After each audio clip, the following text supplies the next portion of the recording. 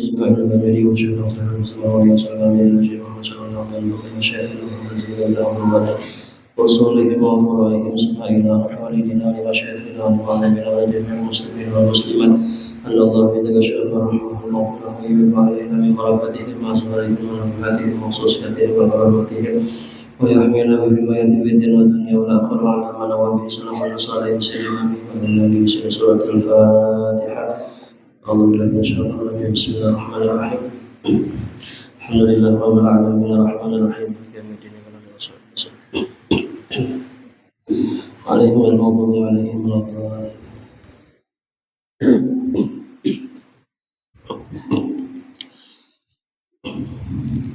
السلام عليكم ورحمة الله وبركاته. بسم الله الرحمن الرحيم الحمد لله رب العالمين والصلاة والسلام على أشرف الأنبياء والمرسلين سيدنا ومولانا محمد وعلى آله وصحبه أجمعين. سبحانك لا علم لنا إلا ما علمتنا إنك أنت العليم الحكيم ولا حول ولا قوة إلا بالله العلي العظيم ولا حول ولا قوة إلا بالله العلي العظيم ولا حول ولا قوة إلا بالله العلي العظيم.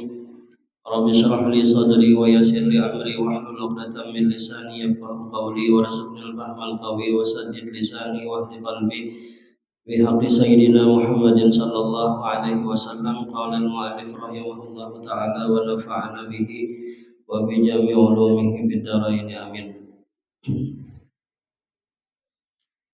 وقال صلى الله عليه وسلم من صلى صلاة لوقتها وأسبغ وضوءها وأتم ركوعها وسجودها وخشوعها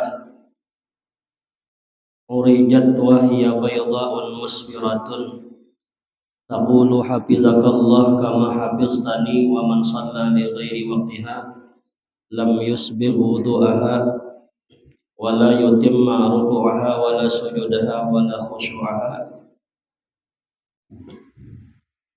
أريجت وهي سوداء مظلمة تقول ضيعك الله كما ضيعتني.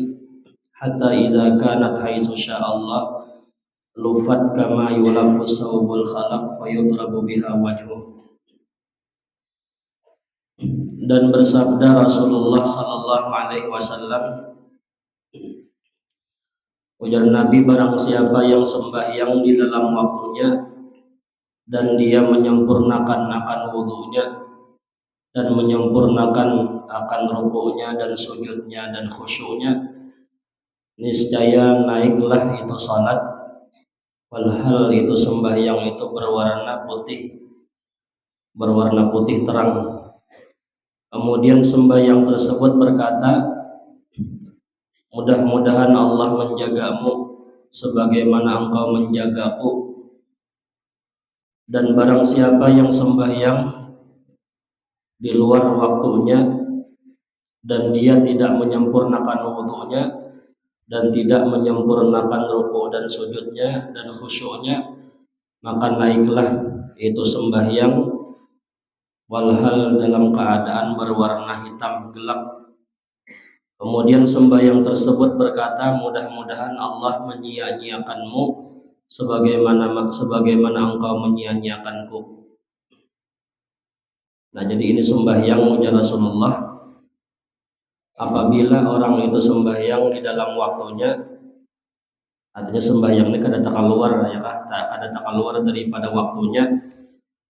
Kemudian sembahyangnya itu dimulainya dengan wudu yang sempurna. Nah, wudu sempurna itu artinya rukunnya, syaratnya, sunnah-sunnahnya. Kemudian sambil berwudu pulang berzikir kepada Allah. Kemudian sembahyangnya disempurnakan, ruku'nya sempurna, sujudnya sempurna, kemudian khusyuknya sempurna. Nah, maka ujar Nabi, sembahyang itu naik kepada Allah dalam keadaan berwarna putih yang terang. Jadi amal ibadahnya itu naik kepada Allah dengan bercahaya. Jadi naik ini maknanya bukan berarti Allah di atas lah, maksudnya itu amalnya ini diterima oleh Allah, amalnya itu diangkat, dimuliakan. Nah kemudian setelah itu sembahyangnya itu berkata, jadi Allah izinkan sembahyangnya itu berkata, ujar sembahyangnya, mudah-mudahan Allah menjaga engkau sebagaimana engkau telah menjaga aku. Nah karena kita sudah menjaga di dalam waktunya, kada tak keluar daripada waktunya.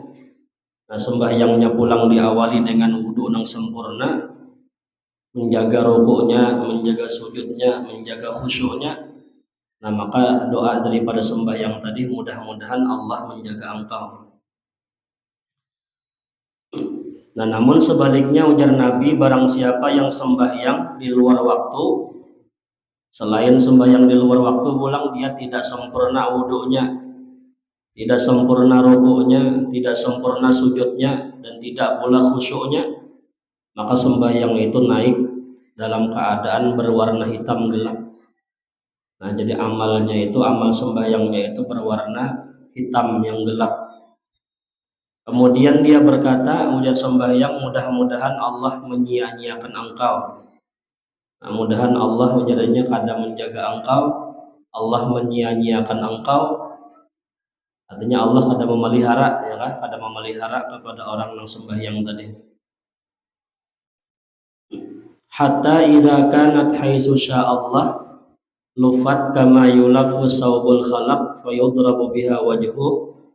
Sehingga kata Nabi, apabila adalah sampai sembahyang itu di tempat yang Allah kehendaki, maka dilipatlah sembahyang itu, dilipat sebagaimana dilipatnya pakaian yang buruk, kemudian dilemparlah kepada wajah pemiliknya.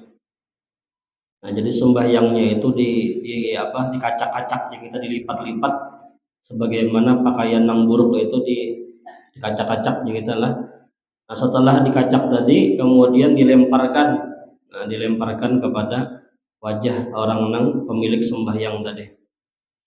Artinya ini kinayah bahwasanya sembahyangnya ini ditolak, ya kan? Sembahyangnya dikembalikan kepada pemiliknya.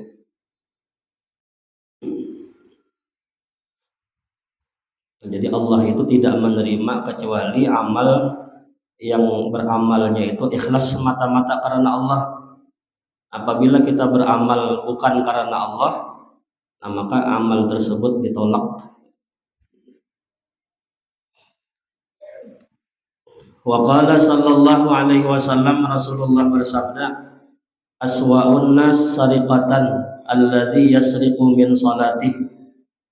Kata Nabi bahwasanya sepaling jahat manusia yang mencuri adalah yang mencuri di dalam sembahyangnya. Jadi Nabi, yang paling jahatnya pencuri itu adalah yang mencuri dalam sembahyang. Nah, maksud mencuri ini artinya kada menunaikan hak-hak dalam sembahyang. Yang seharusnya dalam ruku, sujud, i'tidal itu ada hak-hak tumakninah.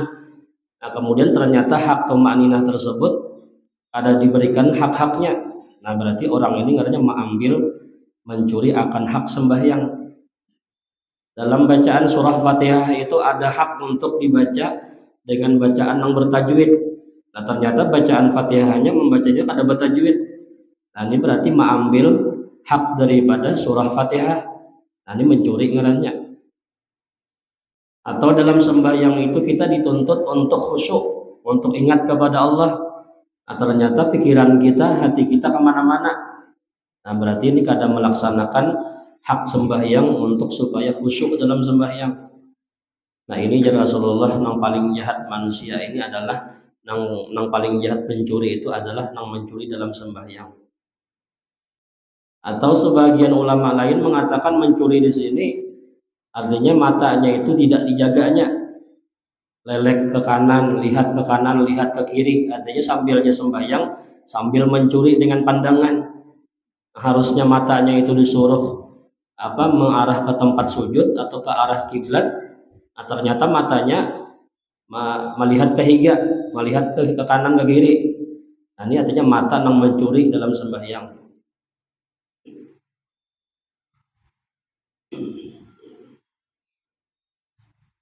Artinya hak-hak Allah situlah, hak Allah sembahyang ini kan kaitannya lawan hak Allah. Nah kalau kita mencuri hak manusia berarti dosanya lawan manusia berarti. Jadi karena Bapak jangan berurusan lawan manusia. Tapi kalau kita mencuri dalam sembahyang, ini mencuri hak Tuhan, hak Allah. Wa qala ibnu Mas'ud radhiyallahu anhu wa Salman radhiyallahu an as-salatu mikyalun faman awfa istawfa wa man taffafa faqad alima ma qala Allah fil mutaffifin. Berkata Ibnu Mas'ud dan Salman radhiyallahu an, bermula sembahyang itu adalah seperti takaran, alat menakar, dan barang siapa yang menyempurnakan sembahyang maka dia telah menyempurnakan, menuntut sempurna akan takarannya. Dan barang siapa yang tidak sempurna dalam menakar tadi, artinya mutafif ini artinya orang manculas dalam menakar, adalah menakar menimbang, maka sungguh dia telah mengetahui apa yang Allah katakan di dalam surah Al-Mutaffifin. Dalam surah Al-Mutaffifin itu Allah mengatakan wailun, ya Tuhan, celaka orang manculas dalam menakar menimbang, ya Tuhan. Nah, kayak apa orang manculas itu? Bila inya menakar, bila inya menimbang, hendak minta sempurnakan, apabila inya minta takarakan, minta timbangakan, hendak minta sempurnakan. Tapi bila inya nang menakar sorangan atau inya nang menimbang sorang, nah maka inya merugikan orang lain. Ini orang manculas, ya Tuhan lah. Nah, ini sembahyang pun demikian. Nabi Ibnu Mas'ud mencontohkan sembahyang ini seperti takaran. Apabila sempurna takarannya berarti sempurna sembahyangnya. Apabila kada sempurna dalam menakar, nah maka sembahyang pun demikian. Artinya bilanya kada khusyuk, itu seperti orang nang tulas dalam menakar.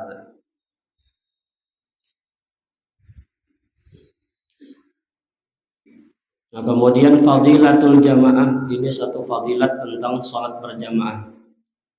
Qala sallallahu alaihi wasallam salatul jamaah tafdulu salatal fardhi bi 27 darajatan. Kata Nabi, bermula sembahyang berjamaah itu melebihi pahalanya daripada sembahyang sendirian adalah 27 derajat. Melebihi daripada sembahyang sendirian sebanyak 27 derajat. Nah, dalam riwayat lain Nabi mengatakan bi 25 derajat. Nah, tapi dari kalimat tafdulu ini atau di hadis lain itu kan afdalu lah, lebih afdal, lebih utama daripada sembahyang sendirian 27. Ini maknanya afdalu di sini atau tafdulu di sini bukan pas sama 27 atau bukan pas sama lawan 25, kada, melebihi daripada itu. Artinya kalau kita sembahyang isya, sembahyang isya soranganan dibanding kita sembahyang berjamaah, sembahyang isya berjamaah, itu 27 kali kita memiliki sembahyang isya tadi, sembahyang soranganan, itu masih lebih baik, Pak, lebih ganal pahalanya nang sembahyang isya sekali tadi tapi berjamaah. Karena Nabi mengatakan lebih afdal, melebihi, dan Nabi lebih daripada 27. Lebih ini kan berarti kada tahu berapa hitungannya banyaknya daripada sembahyang soranganan tadi. Namun kita sembahyang isya 27 kali kita boleh kada sanggup rasanya ya. Kalau isya itu 4 rakaat, 4 kali 27 berapa? 54, 108 lah. 108 rakaat ya kan, bila kita sembahyang soranganan isya sampai 108 rakaat. Dibanding kita sembahyang berjamaah 4 rakaat aja berjamaah, masih ganal nang 4 rakaat berjamaah tadi daripada kita ulangi 27 kali sembahyangnya. Nah, jadi di zaman dulu tuh ada seorang tabi'in ya kan, bernama Sa'id bin Musayyib. Nah, beliau ini seorang sahabat, seorang tabi'in yang hampir-hampir kada pernah meninggalkan sembahyang berjamaah. Lalu pada suatu kali sekali pernah ketinggalan berjamaah karena di rumah sidin waktu itu ada tamu ini belang imbah maghrib kan. Nah, sampai tamu tadi bapandir sampai tiba waktu isya, hendak memutus tamu bapandir ngalih juga, hendak menyuruh bulik ngalih juga karena tamu nang datang. Akhirnya tiba waktu isya beluman bulik juga si tamu. Sampai akhirnya orang sembahyang di masjid, tuntung salam sembahyang, beluman bulik aja. Imbahnya si tamu tadi bulik, langsung Sa'id bin Musayyib ini buka ke masjid mencari adakah lagi yang masih berjamaah. Cari di masjid sini sudah tuntungan orang, kancing masjidnya sudah. Cari ke masjid sini pulang kadada juga. Akhirnya sekotaan itu dicari beliau, masjid berataan tutup sudah. Ada tuntung berjamaah. Akhirnya Sa'id bin Musayyib karena beliau kada hendak meluputkan pahala berjamaah tadi, digawe sidina Isya tadi 27 kali dibuliki sidin. Digawe sidin sampai 27 kali. Imbah sampai 27 kali mungkin karena kauyuhan tak guring kauyuhan mengulangi 27 kali tadi tak guring. Nah, di dalam guring beliau itu tak mimpi. Jadi beliau ketika itu sedang memacu kuda, laju kuda sidin. Nah, ternyata sudah juga berhimmat memacu kudanya, menjalankan kuda selaju-lajunya, tetap didahului orang berdahulu terus lawan sidin, tarudi sidin. Akhirnya nang berdahulu tadi mengiau lawan sidin, wahai Sa'id bin Musayyib, bagaimanapun ikam memacu kuda ikam selaju-lajunya, ikam tidak akan bisa mendahului kami. Artinya kami ini berjamaah sembahyang, ikam tadi soranganan, biar ikam mulki 27 kali pun pahalanya ada kawan mengalahkan kami yang sembahyang berjamaah tadi. Akhirnya beliau ketika bangun tidur tadi nampak sedihnya luar biasa karena ketinggalan sembahyang berjamaah. Bahkan sini pernah berucap di sini, seandainya aku nebisian anak mati itu masih kada sedih dibanding ketinggalan sembahyang berjamaah sekali aja sedih. Kehilangan anak satu orang dibanding kehilangan berjamaah sewaktu itu lebih sedih ketinggalan berjamaah jadi daripada kematian anak. Nah, jadi Nabi sembahyang berjamaah melebihi pahalanya daripada sembahyang soranganan 27 kali. Nah, ini pun kata ulama mengatakan di kitab Hawasil Madaniyah itu 27 ini apabila berjamaahnya itu kada bersiwak. Apabila sembahyang itu tanpa bersiwak. Apabila sembahyangnya diawali dengan bersiwak, kemudian sembahyangnya berjamaah, itu dikalikan pulang 70. Karena pahala orang bersiwak itu kan jar Nabi salatun bisiwakin khairun min sab'ina salatan bighairi siwak. Orang yang sembahyang bersiwak itu 2 rakaat itu lebih ganal pahalanya daripada sembahyang 70 rakaat tanpa bersiwak. 70 kali tanpa bersiwak. Artinya bila sembahyangnya diawali dengan bersiwak ditambah pulang berjamaah 27 dikali 70. Nah, kaliakannya berapa tuh kira-kira hitungannya tuh? Artinya lebih ganal lagi pahalanya bilanya bersiwak sebelum berjamaah.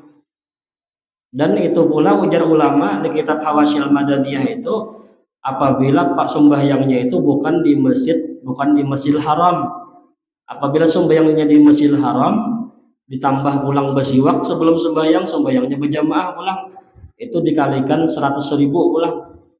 Karena sembahyang di Masjidil Haram itu kan lebih ganal pahalanya daripada 100.000 kali daripada sembahyang di luar Masjidil Haram.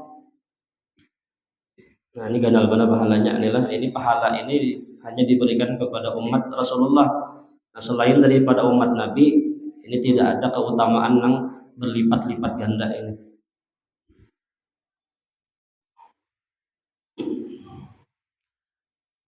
Warawa Abu Hurairah annahu sallallahu alaihi wasallam faqada nasan fi ba'di salawat faqala laqad hamamtu an amura rajulan yusalli bin nas summa ukhalifu ila rijalin yatakhallafuna anha fa uharriqu buyutahum.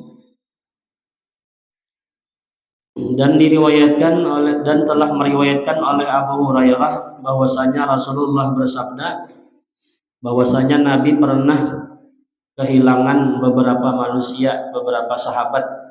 Nabi tidak menemukan beberapa sahabat pada sebahagian sembahyang. Faqala, kemudian Nabi bersabda, laqad hamamtu, sungguh kata Nabi aku ingin bahwa aku menyuruh seorang laki-laki mengimami sembahyang dengan manusia.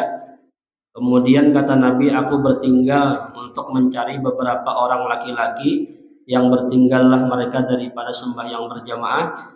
Kemudian aku bakar rumah-rumah mereka, kata Nabi. Nah, jadi Nabi ini didikan sidin berjamaah ini keras ya kan, keras didikan Rasulullah. Dan Nabi bila ada nang bertinggal nah sembahyang kada berjamaah. Karena ujar Rasulullah ku cari orang tuh siapa-siapa orang yang kada berjamaah. Hendak aja Nabi ku bakar rumah-rumah mereka.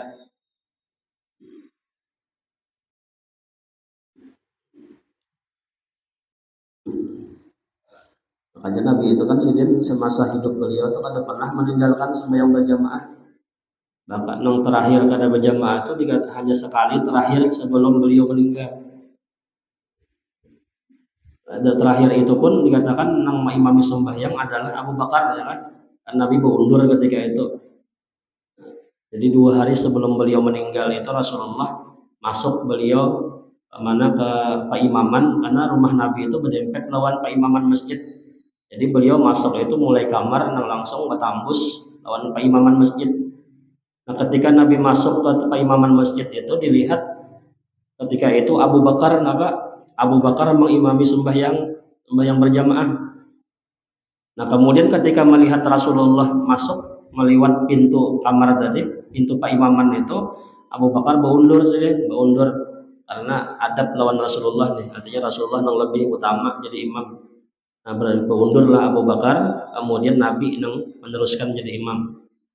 Nah, kemudian hari terakhir Nabi sebelum meninggal dunia, nah ketika itu Abu Bakar kembali mengimami sembahyang dan Rasulullah ketika itu hendak masuk ke tempat imaman sembahyang. Dilihat ketika itu Abu Bakar menjadi imam. Nah, tapi ketika itu Abu Bakar karena melihat Nabi hendak berundur pulang, cuman diisyaratkan oleh Nabi, jadi Nabi tahan, kan usah berundur ikam aja nang jadi imam, aku jadi Nabi di belakang aja nih. Isyarat Rasulullah nih. Nah, itu sembahyang yang terakhir yang dilakukan oleh Rasulullah. Jadi Nabi Muhammad itu semua hidup beliau ada pernah meninggalkan berjamaah sembahyang.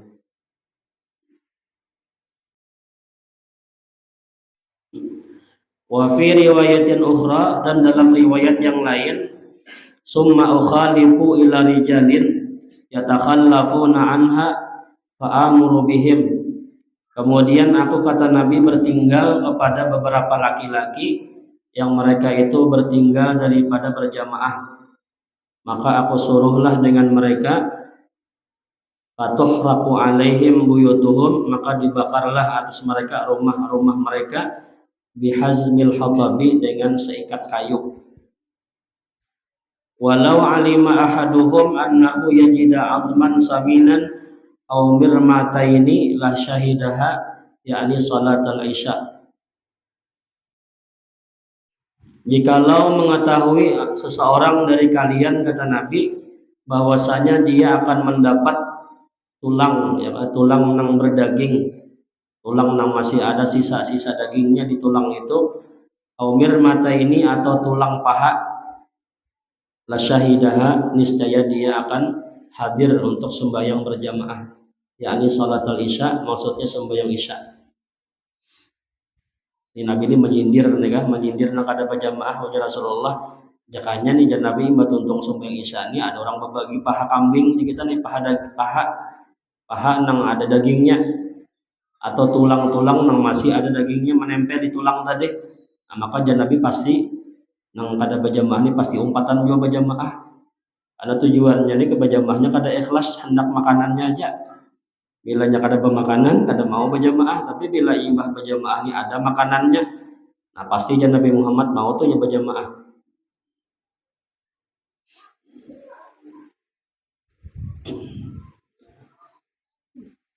Artinya di zaman Nabi pun ada nang itu telah manusia nang itu bilanya bermakanan pina banyak orangnya ya kalau, tapi bila nya kada bermakanan pina orang-orangnya aja dah hadir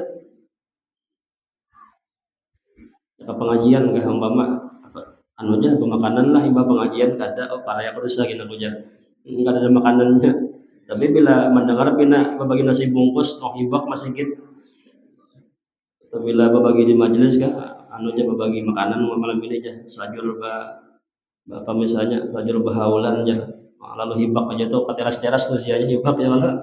Artinya mulai zaman Nabi sudah kayak itu ada nang sebagian orang nang bilanya mau hadir ke masjid atau mau berjamaah itu bila ada makanan.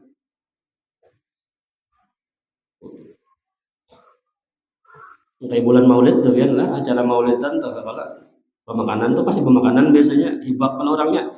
Tapi bila pemajelisan ada hibak orangnya kalau artinya ada ikhlas bujur-bujur karena hadir untuk mendengarkan ceramah, tapi tujuannya anak makan juga tuh sebagian. Anak kemana ikamnya? Anak bemulutan. Di guru garimu sambatannya bemulutan berarti pikiran mulut-mulutnya yang dipikirkan. Kan ada bemulutan, ada bemaulitan kalau maulid, mulut lawan maulid. Maulid Nabi ini kasar banget sih, maulid Nabi diulit di sini. Tapi mau disambat bemulutan, ya nang pikiran ke maulidan tuh anak makan aja tuh sama bemulutan. Yang bujur tuh maulid ya kan, maulid artinya hari kelahiran Nabi itu.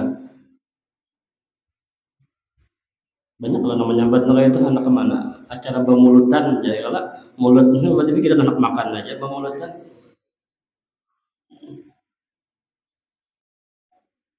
Wa qala Utsman radhiyallahu anhu marfu'an man syahidal isya fa ka'anna maqama nisfa lailatin wa man syahida subha fa ka'anna maqama lailatin qama lailatan.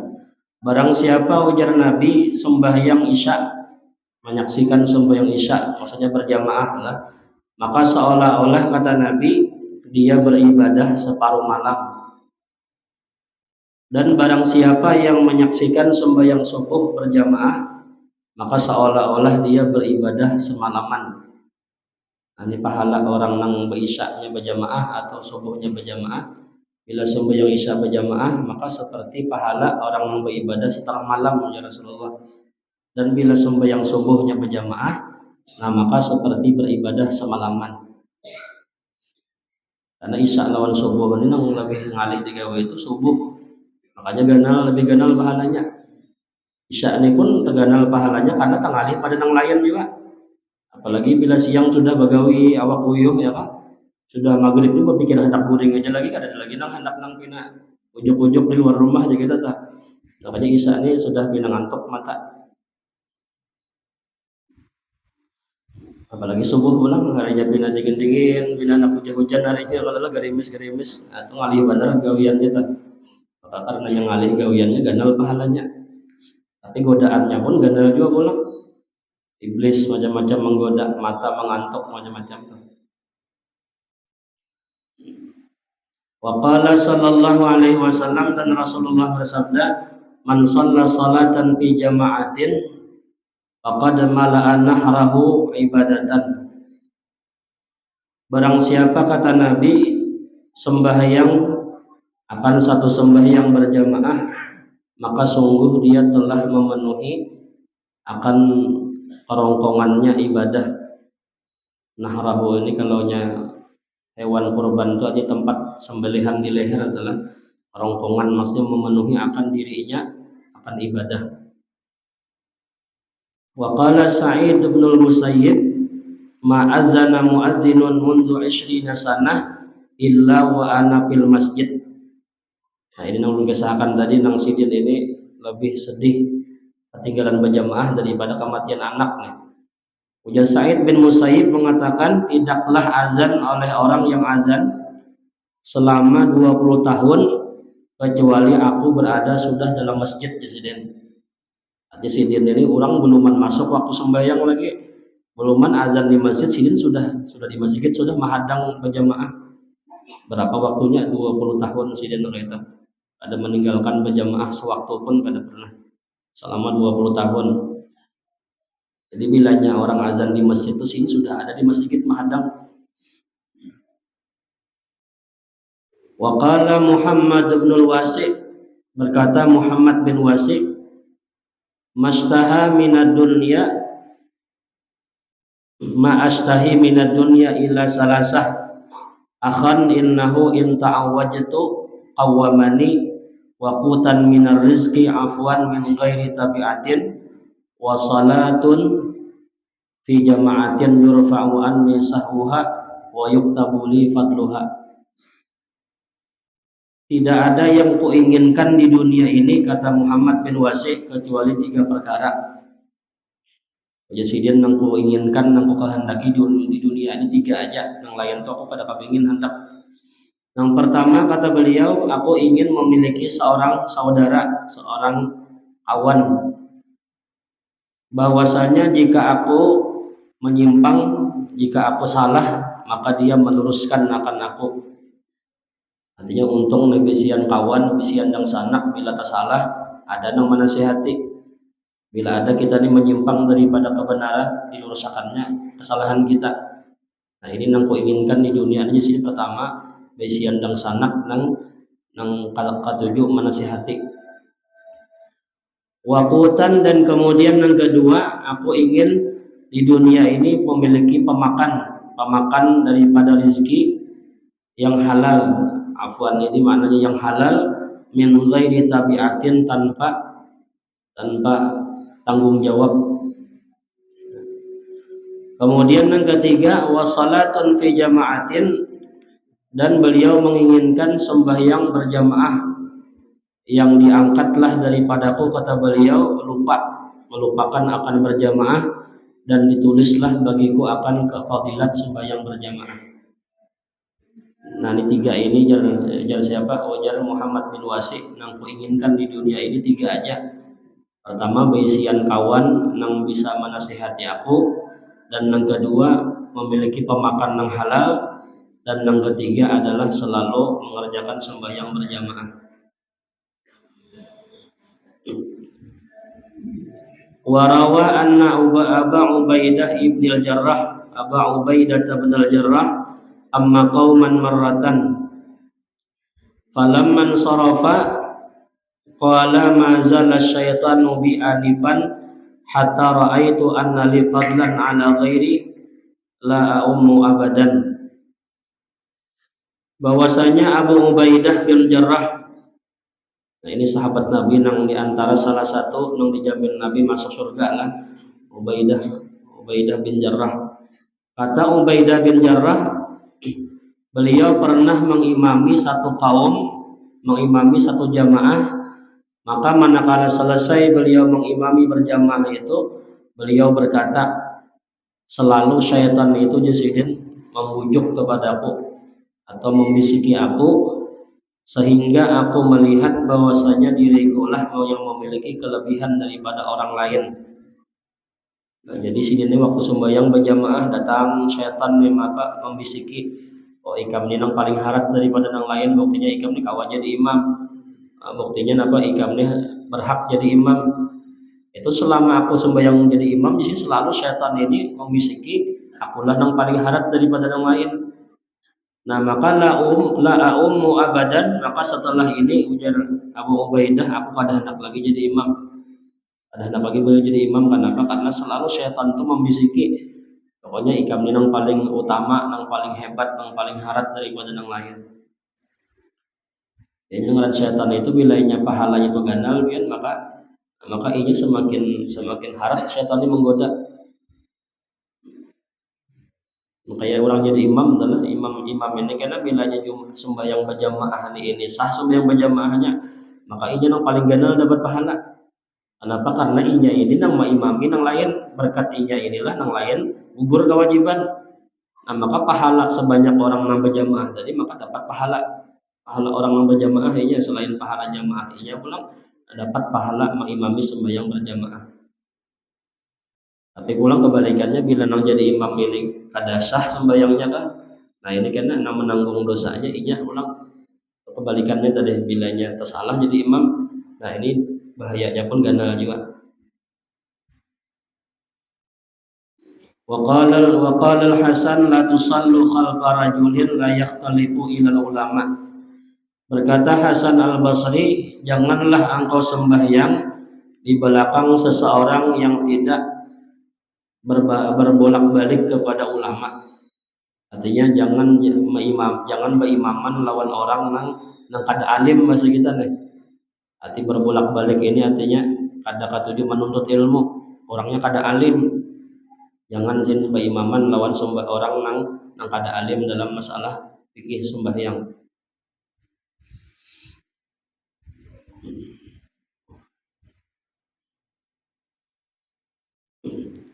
Wa qala an-Nakhai mislul lajuli mislul ladzi ya'ummun nas bi ghairi ilmin mislul ladzi yakilul ma' fil bahri la yadri ziyadatahu min nuqsanihi. Perumpamaan orang yang mengimami manusia tanpa didasari dengan ilmu itu seperti orang yang menakar akan air di lautan, dia tidak mengetahui bertambah daripada berkurangnya. Orang menjadi imam di sini tapi orang ini kada alim ya kan, orang kada berilmu. Itu nang kayak orang nang menakar banyu di lautan. Ada tahu nang ditakar ini ya kan? Apakah banyu lautannya berkurang bertambah, ada tahu kita. Nah ini orang yang kada alim dalam jadi imam jadilah. Maka penting nang jadi imam ya, imam sembahyang, baik kita imam nang di masjid kah atau imam nang di rumah anak bini kan jadi imam yang nang diimamin ya. Nah, maka perlu kita tuh jadi orang yang berilmu dulu.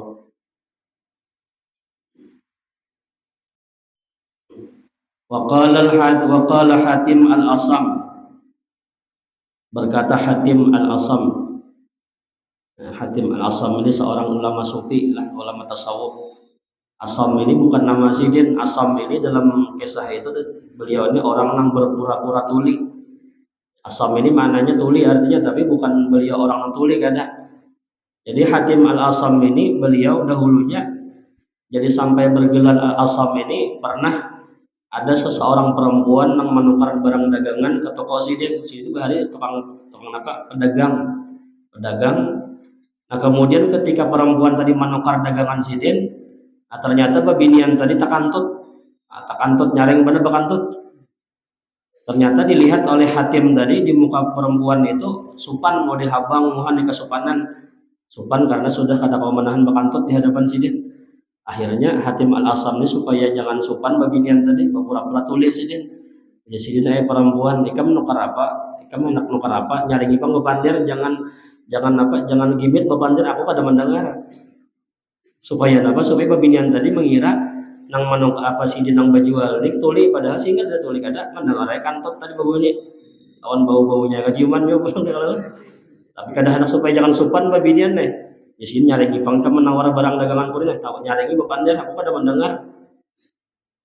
Nah lalu si babinian tadi ternyata dilihat di wajahnya itu senyum pulang tak kurehing. Oh dalam hati babinian tadi ini tatulian dia sekalinya nang bakal jual nih. Ada mendengar juga bakantut, padahal jelas pada punya nyaring mana bakantut nih.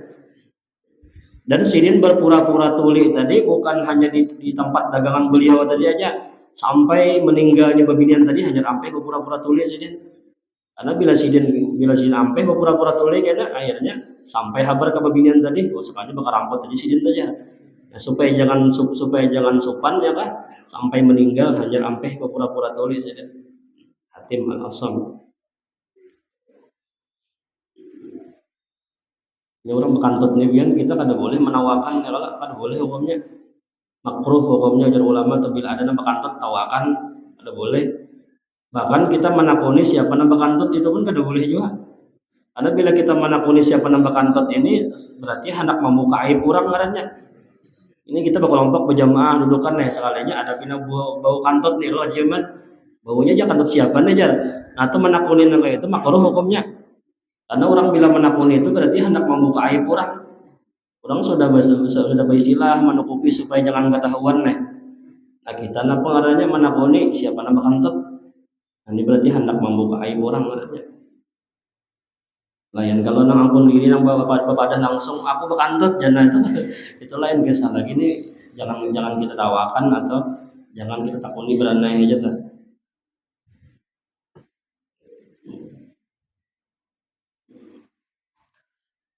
Nah kemudian Hatim al-Asam beliau berkata, kata beliau fatatni shalah fil jamaah. Aku pernah peluputan sembahyang berjamaah di sidin. Fa'azani Abu Ishaq al-Bukhari, maka datanglah kepadaku Abu Ishaq menghiburku di sidin. Wahdahu, datang sendirian. Ini sama-sama kawan nih Hatim al-Asam lawan Abu Ishaq ini sama-sama orang alim ya kan, sama-sama ahli sufi. Jadi ketika mendengar kawan nih kada berjamaah sembahyang Isya umpama dia lagi ya ke rumah. Karena baikkan pada berjamaah dari sembahyang Isya. Datang si Abu Ishaq mailangi. walau mata li waladun, ujar Hatim al-Asam, jikalau mati bagiku seorang anak, la'azzani aksar min asyrati alafin, niscaya akan menghibur kepadaku, niscaya akan bertakziah kepadaku lebih daripada 10.000 orang. Di anna musibatad din ahwanu indan nas min musibatid dunya, karena musibah agama itu lebih ringan di sisi kebanyakan manusia daripada musibah dunia. Ini sih seandainya aku nih bisian anak umpama nih mati aku anak kok, maka pasti banyak orang datangan takziah maelangi aku. Sabarlah biar anak-anak biar meninggal. Pasti banyak nang maelangi sampai puluhan ribu nang belang insiden deh. Menghibur aku supaya jangan bersedih. Tapi apabila nang aku dapat musibah keluputan berjamaah ini cuma satu orang aja nang maelangi. Siapa? Abu Ishaq tadi kawan sidin. Karena manusia ini beranggapan musibah agama atau ringan aja daripada musibah dunia. Nah, kalau kematian anak itu di sini musibah dunia aja, tapi manusia banyak yang datang maelangi macam-macam. Tapi ketika aku dapat musibah akhirat, aku kada berjamaah sih apa? Ada nang belangnya, saya kong aja nang belang.